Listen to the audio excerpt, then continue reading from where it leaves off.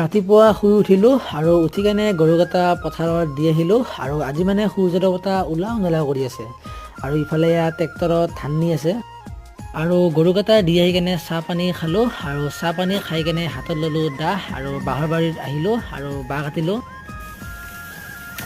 আৰু কেইডালমান বাঁহ কাটি কেনে দুপৰীয়াৰ ভাত সাজ খালোঁ দালি পটল আলু ভাজা আৰু বুট বটা আৰু ভাত পানী খাই কেনে আকৌ লাগি গ'লোঁ কামত মানে বেৰা এখন বনাই আছোঁ